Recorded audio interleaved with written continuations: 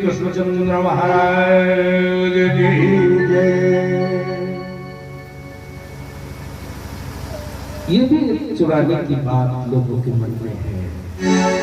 भगवान मुझे भक्त स्वीकार करे लेकिन जय नहीं बोलेंगे, उसका गुणगान नहीं करेंगे।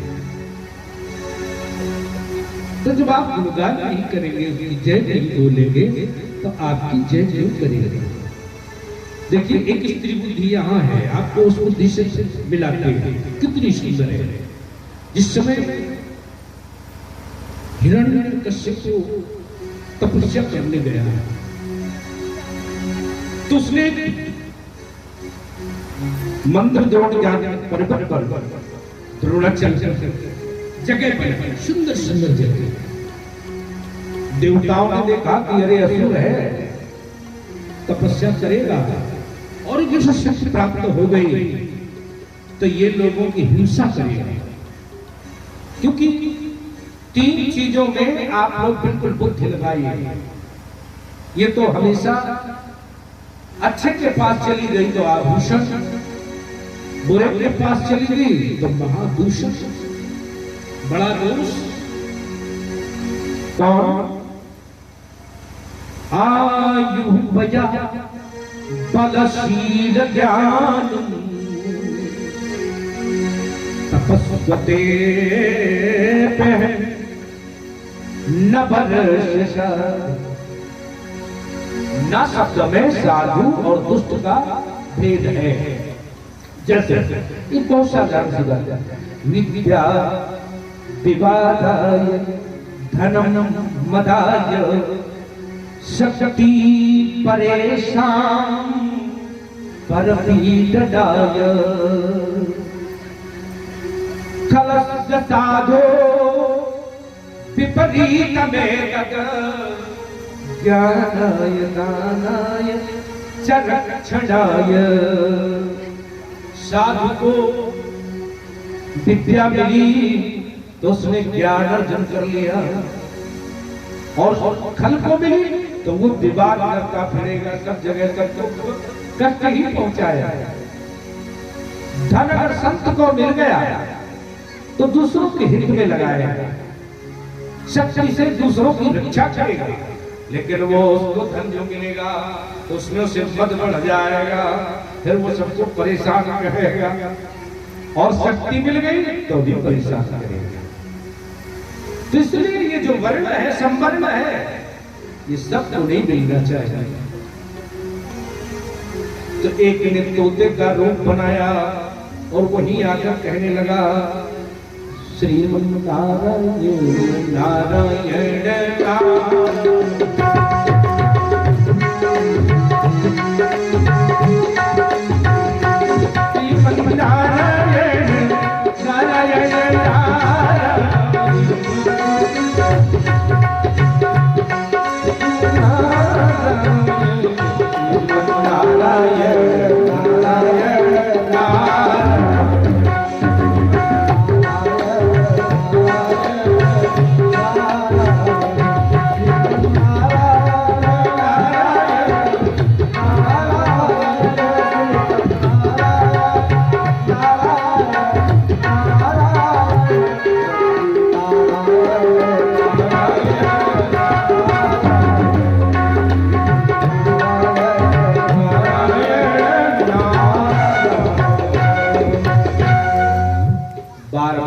से नाम लेने की प्रथा करती। अरे जितनी बार नाम लो उतना ही धन अर्जित होगा।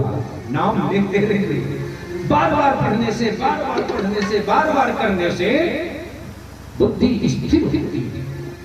इसलिए बार बार संकेत कर दिया जाता है, कहिए कहिए, भजन बार बार कराया जाता है। तो नारायण का नाम सुनते ही हिरण्यकश्यप का मन बदल गया।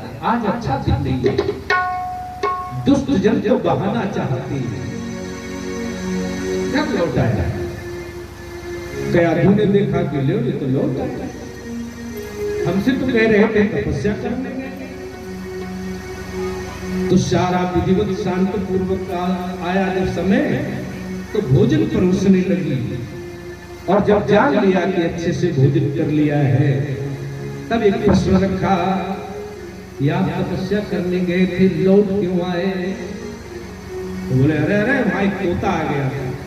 तो बोले वो कह रहा था नारायण नारायण नारायण। अरे अरे तोता नहीं कह सकता, क्या कह रहा था? बोले नारायण नारायण नारायण। अरे महाराज जी पहली बार सुना, अब आपने ध्यान से सुना नहीं होगा, क्या यही कह रहा था? बोले हाँ यही कह रहा था, नारायण नारायण नारायण। बार बार उसको जाती है कि जितने बार शब्द निकल जाए मुंह से, बस उतने ही कर लिया। कितनी चतुर है, क्या तू कितनी भक्त है। ध्यान रखिए, संसार के दोष उसको नहीं लगता जो संत हृदय है। संसार का दोष वहां नहीं आता, वो समझ लेता है, क्या अभी भी समझ रही है। तो अब महाराज की तपस्या करने चले जाओ। अच्छा, देवताओं ने सोचा ये समय अच्छा है, ये तपस्या करेगा और इधर में काम भी लगा लूंगा। उन्होंने उस अवसर का पूर्ण लाभ लिया। बाद में आपको समझाएंगे। महाराज जी कहते हैं ये तपस्या कर रहा है, और इसकी तपस्या एक पैर पर खड़ी होकर के नभो दृष्टि ऊर्ध्वबाहो नभो दृष्टि पादांगुष्ठ सिदावनी। हाथ ऊपर के उठाए हैं, दृष्टि आकाश की ओर है, और एक पैर के अंगूठे पर खड़ा होकर के दारू तपस्या ये कर रहा है। इस दारू तपस्या से हुआ ये कि उसके सिर से धुआं निकलने लगा और सारे शरीर में कमजोरी जीर्णता आने लगी।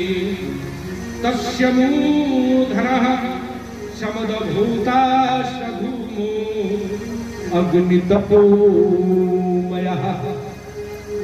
इतना दारू तप किया कि चारों तरफ शरीर के दीमक ने एक घर बना लिया, दिल का सा घर दिखाई देने लगा। सारे अंग को मान लो दीमक चाट गई हो, इतना कमजोर हो गया। ब्रह्मा को जब लगा कि इसकी तपस्या का वरदान इसको मिलना ही चाहिए, तब आए। लेकिन कहीं कोई पुरुष दिखाई नहीं देता। परीक्षित जी विद्वान घूम रहे, कहां है वो तपस्वी? तब उन्होंने बुलाने से सोचा कि ये मिल जाए। क्या कहा? उत्तिष्ठ उत्तिष्ठ भद्रम ते तपा सिद्धो शिकाश्यप। हे कश्यप चंदन, ओ कश्यप के पुत्र उठो, तुम्हारी तपस्या सिद्ध हो गई। लेकिन वो नहीं जागा। तब ब्रह्मा ने जाना कि तुक्ता आदि भवो देव। जब भोजन डाला तो दीपक का वो घर गिर गया। फिर देखा भक्षितांगम तिल गई, तो फिर जल डाला। कमंडल जलैनोक्षितिभ्येन राजसा, उसका दिव्य शरीर प्रकट हुआ। फिर उन्होंने कहा कि मांगो वरदान, हम तुमसे प्रसन्न हैं। देखो, वर मांगने वाला और वर देने वाला दोनों यहाँ पर उपस्थित हैं, लेकिन वर मांगने वाला तो संपूर्ण समर्थ है, लेकिन देने वाला पूर्ण समर्थ नहीं। क्यों? मांगने वाले ने पहला वरदान मांगा, मैं अमर हो जाऊं। अच्छा, अमर? बोले हाँ, मैं अमर हो जाऊं। अमर माने कभी ना मरूं, चिरंजीवी माने बहुत समय तक जीवित रहूं, लेकिन अमर माने कभी ना मरूं। ब्रह्मा जी ने कहा, लो वही है वरदान, कैसे दे सकते हैं? क्यों भाई, हमारे पास 1 रुपया है और तुम मांग रहे हो 2 रुपए। 1 ही रुपए का तुम्हें मैं दे सकता हूं, मेरी सामर्थ्य से वरदान मांगो, मैं खुद अमर नहीं तो तुम्हें अमर कर भी नहीं सकता। अच्छा, तो वो बड़ा चतुर, उसने फिर कहा, तो कोई बात नहीं, अब महाराज जी वरदान मैं मांगू तो आप दे देना। बोले बताओ क्या चाहिए? उसने कहा, नांतर बहिर्विवाह निक्तमन्यास्मादिशायुधि न भूमौ नाम भरे मृत्युर्ना नरे न मृगैरपि। न दिन में मरे, ध्यान करिए, न रात्रि में मरे, न मनुष्य से मरे, न पशु से मरे, न भीतर मरे, न बाहर मरे, न नीचे मरे, न ऊपर मरे। अच्छा, कहीं न मरवा, हाँ ऐसा वरदान मांगता हूं। न भूमौ न अंबरे न मृत्युर्नरै, मनुष्य से, न मृगैरपि न चयायुधि, न अस्त्र से मरे न शस्त्र से मरे। ब्रह्मा जी ने कहा, ठीक है वरदान तो दे देंगे, लेकिन बात बनानी, ये भाई के हाथ में है। उसने कहा, एवमस्तु, जाओ। बस मिल गया वरदान। घर आया, प्रारंभ हुआ आतंक। कहा श्री सुखदेव ब्रह्मा जी से कि आपने जो ये वरदान मुझे दुर्लभ दिए, ये सब ठीक है? उनका बिल्कुल ठीक है। आतंक क्या प्रारंभ हुआ? माने उसने अपने मन में जो वैर पाल रखा था, विष्णु ने मेरे भाई हिरण्याक्ष को मारा है, मैं उसे नष्ट कर दूंगा। और उसने सबको आदेश दिया कि अब चिंता मत करो, यज्ञों को विध्वंस कर दो, गौशालाएं रिक्त करा लो, ब्राह्मणों को बंदी बनाओ, साधु लोगों को बंदी बनाओ। जब धर्म की क्षति हो जाएगी और धर्म की रक्षा करने के लिए वो विष्णु गदा लेकर आएगा, तो मैं उसकी हत्या कर दूंगा।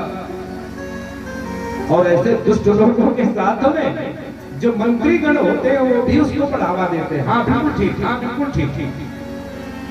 ये जो पीछे से उनको समर्थन मिलता है, ये उनकी नाश का और भी कारण बन जाता है। और रावण को भी मंत्रियों का, वो बड़े बूढ़ों की बात मानता नहीं, ये भी बड़े बड़ों की बात नहीं मानता। और जो लोग बड़े बूढ़ों की बात नहीं मानते, उनका शकुन नाश हो जाता है, शकुन। और जो लोग बड़ों की बात मानते हैं, वो तीनों कालों में यश प्राप्त कर लेते हैं। जैसे हनुमान जी जब चले तो जामवंत मैं पूछूं तो ही और उचित सिखावन दीज वो मोही। बूढ़े व्यक्ति का सम्मान किया। जामवंत मंत्री यदि बूढ़ा, बहुत बूढ़ा है, उसका सम्मान कौन कर रहा है? ज्ञानी नाम गण्यम सकल गुण धानम वानराणामधीशम। बहुत बुद्धिमान, बहुत बलवान और ताकतवर, लेकिन सम्मान किसका कर रहे हैं? बुद्ध का सम्मान कर रहे हैं। इसलिए उनके गुणगान किए जाते हैं, उस कांड में जोड़े जाते हैं। बोले सुंदर कांड, कितना बढ़िया कांड होता है सुंदर कांड। और जब उनकी सभा में गए तो मालवंत मंत्री अति बूढ़ा, रावण की सभा में मालवंत मंत्री है, उसने समझाया कि राम से विरोध न करो। तो उसने क्या दिया, दूर न करो यहां है कोई,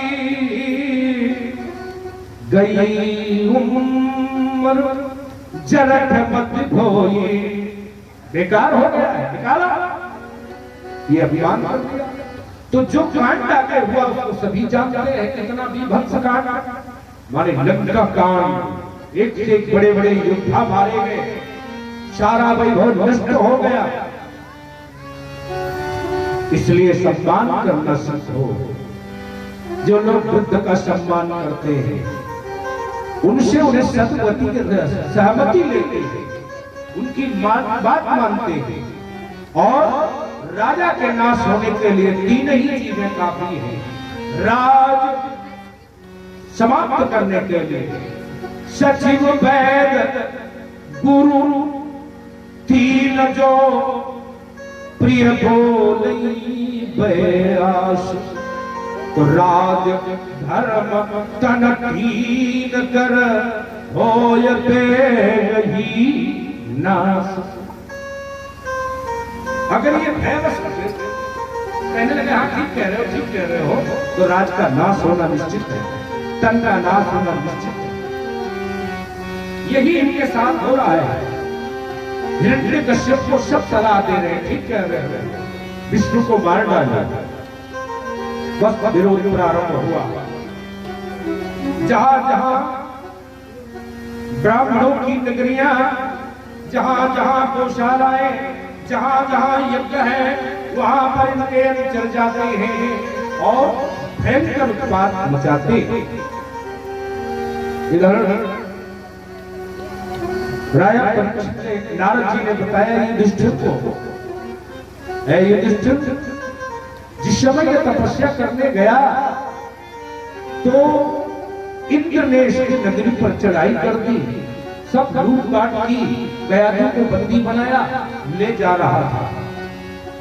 मैं मिल गया, मैंने रोका, रोको रोको, कहां जा रहे हो? बोले बोले नगर। ये कौन है? स्त्री कौन है? बोले ये हिरण्यकश्यप की पत्नी कयाधु है।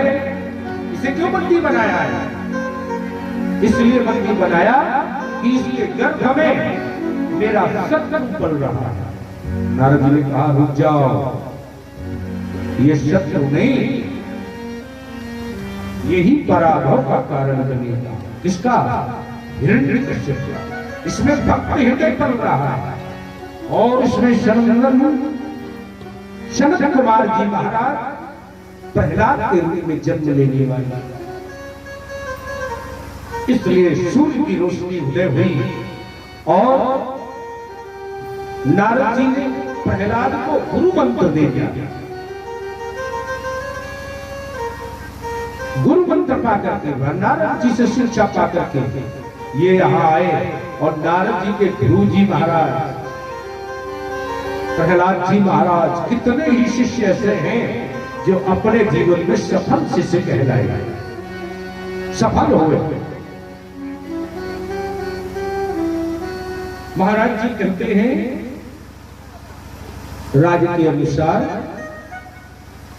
शंड और अमर नामक दो आचार्यों को बुला करके हिरण्यकश्यप ने शिक्षा का प्रबंध कराया। देखो राज दरबार के बच्चे पहले गुरुकुल में पढ़ने जाते थे, लेकिन इसके बच्चे गुरुकुल में पढ़ने नहीं जाते, वही बुलाया गया, ये नहीं पढ़ाओ, पढ़ाया जाए। ये परंपरा आज ज्यादा है। आचार्य को पढ़ाओ, घर पे बुलाकर पढ़ाओ। आचार्य के घर में पढ़ने नहीं जाते। राजा दशरथ जी के पुत्र घर में पढ़ने गए, गुरु पढ़ना गए रघुराई, अल्पकाल विद्या सब आई, अपने आप आ गया। लेकिन यहाँ नंबर पर लोग पढ़ा रहे हैं, कोने में पढ़ाया जा रहे हैं। एक दिन एकदा सुराट पुत्र अंकम आरोप्य पांडव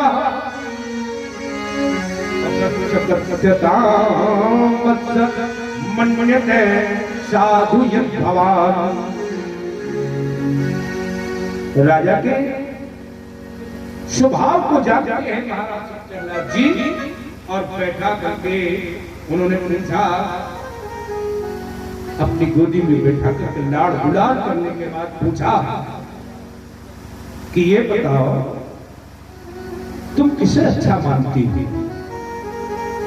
तो उन्होंने कहा कि इस दुनिया के लोगों को दिखाई नहीं देता, वो अंधेरे कुएं में पड़े हैं,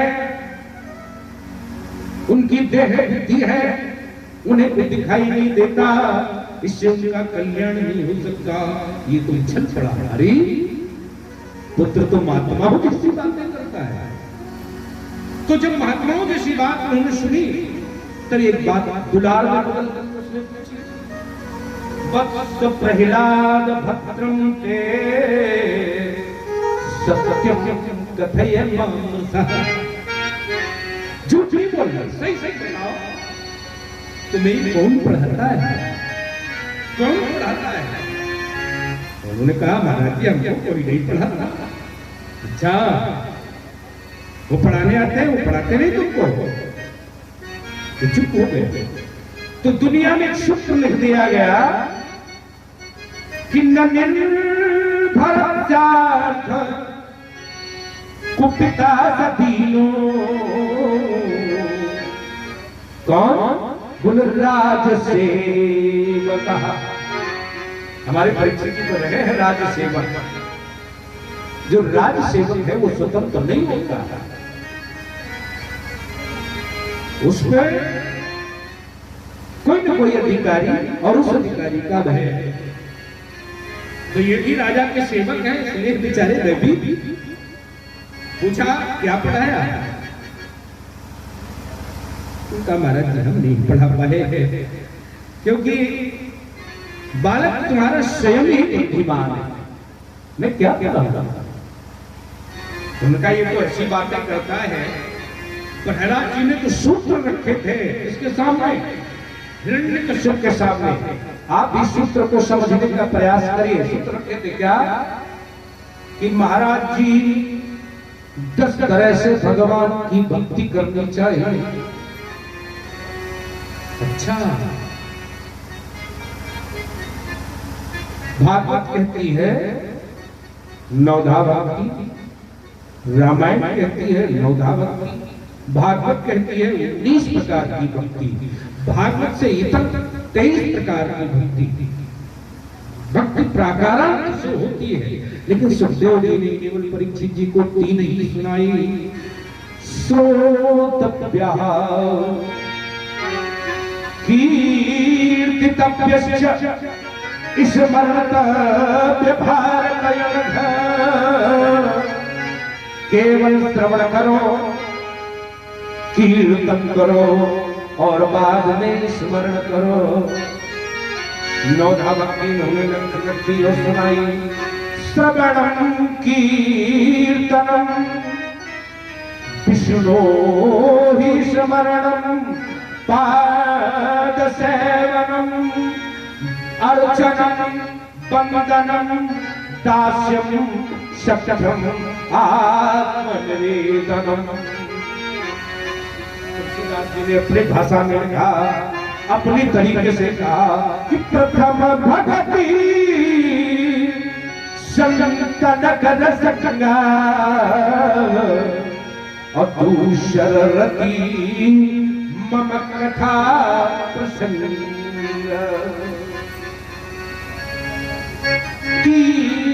गुरु पद पंकज सेवा तीसर भगत यमान और चौथी भगत मम गुण गण करई कपट तजगान। जो सूक्ष्म है सरल है उस पर ध्यान दीजिए, इन्होंने जो कही है वो ये है, भक्त की पीढ़ी। और नोट कर दिया कि महाराज जी इस बालक को मैंने नहीं सिखाया, इसने सिखाया। न मत प्रणीतम न पर प्रणीतम पुत्रो परदेव तवेन्द्र सत्रो नैसर्गीयम मतिरंजराजन नियक्षपन्नो कददा स्ममाना। हमने नहीं पढ़ाया महाराज, तो तुमने? बोले ना मैंने भी नहीं पढ़ाया। तो किसने पढ़ाया? बोले नैसर्गीयम, प्रकृति से मेरी, भगवान से प्रदत्त की बुद्धि है।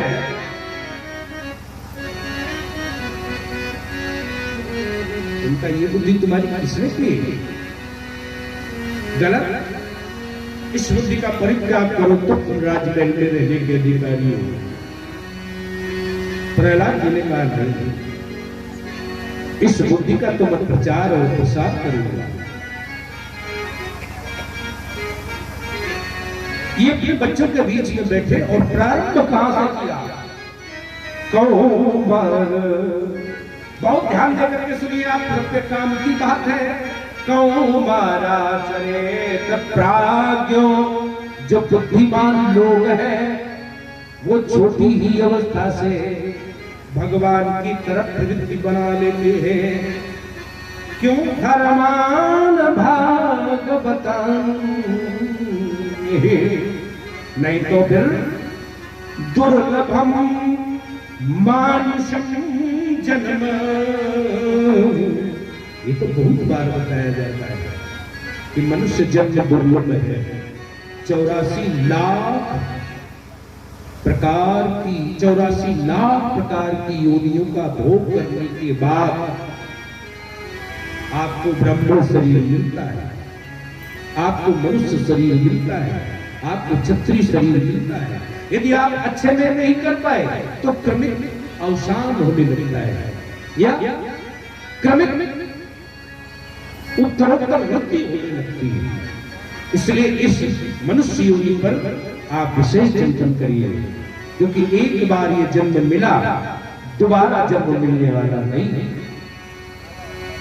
ये इन्होंने सिखाया कि इसलिए जल्दी जल्दी प्रयास करो, पता नहीं गाड़ी कब छूट जाए। भाई आयु का ठिकाना तो किसी व्यक्ति के पास है नहीं कि हमारी इतनी आयु है, हम इतने दिन जिएंगे। अगर ब्रह्मा ने ये पृष्ठ खोला न होता,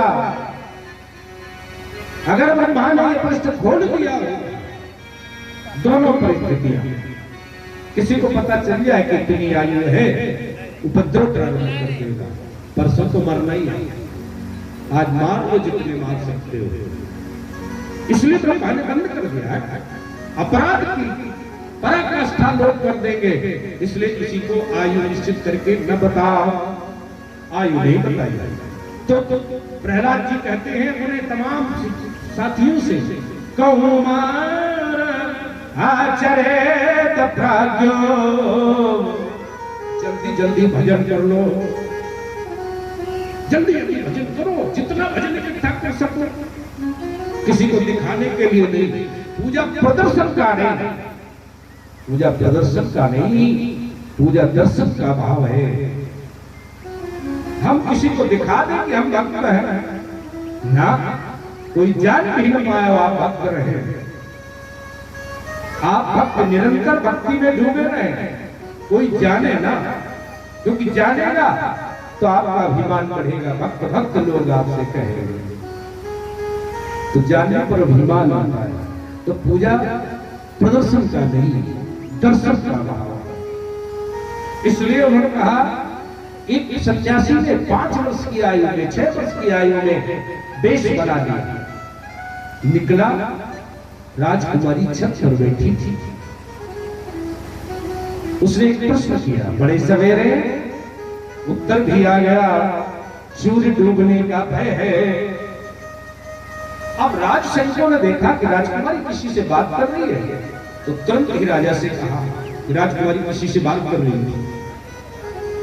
तो पकड़ कर बुलाया गया उनको, क्या बातें कर रहे थे? बोले मैंने कोई बात नहीं की। नहीं नहीं बात तो हुई है। तो बिटिया ने उसका समर्थन किया, हाँ बात हुई है। क्या बात हुई? बोले मैंने इनसे पूछा बड़े सवेरे, तो इन्होंने कहा सूर्य डूबने का बैठ है। क्या मतलब? बोले बड़े सवेरे सन्यासी बन गए हैं, इतने सवेरे सन्यासी बनना चाहिए। बोले आयु का निश्चय नहीं है, कब छीन ली जाए।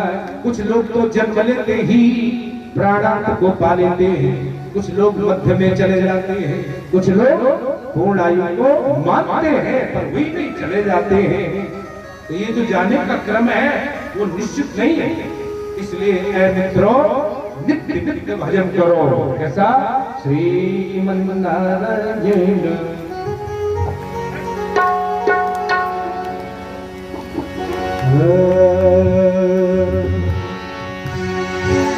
मन की तरंग मार ले,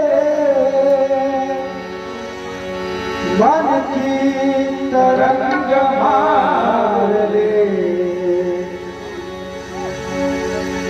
मन की तरंग मार ले, बस हो गया भजन। मन की तरंग मार ले, बस हो गया भजन।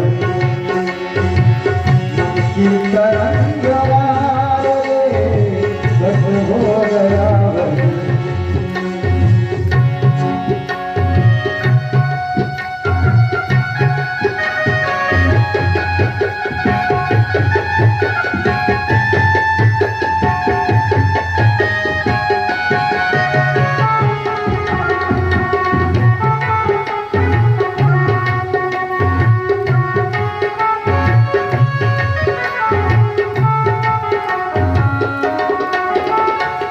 मन की तरंग मार ले, बस हो गया भजन। मन की तरंग मार ले, बस हो गया भजन। आदत बुरी संभाल ले, आदत बुरी संभाल ले, बस हो गया भजन। आदत बुरी संभाल ले, बस हो गया भजन। मन की तरंग मार ले, बस हो गया भजन।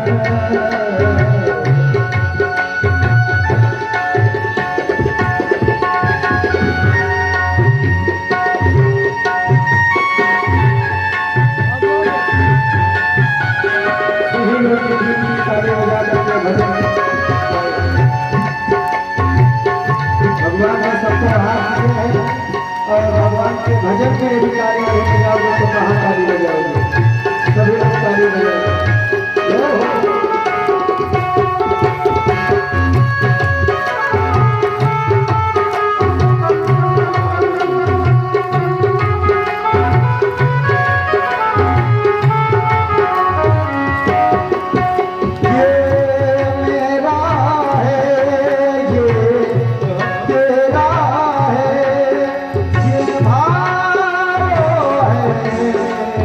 पूरा ये